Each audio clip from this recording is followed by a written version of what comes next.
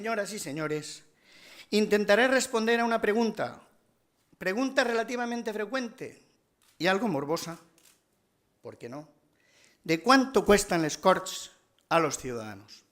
Previamente, de manera muy breve, y para valorar en su justa dimensión los datos, les diré que los países de la OCDE destinan como media a sus parlamentos un 0,22% del presupuesto nacional.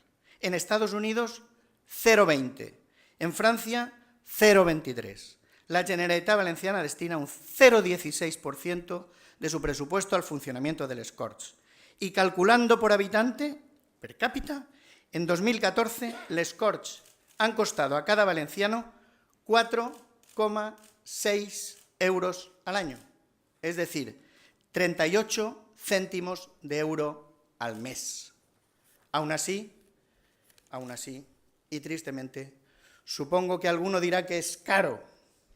Yo digo, señoras y señores, que 38 céntimos al mes es exactamente lo que les cuesta a 5 millones de valencianos vivir en la civilización y no en la barbarie. Porque eso, y no otra cosa, es lo que significa y ha significado en el curso de la historia la existencia del parlamentarismo democrático. Moltes gràcies.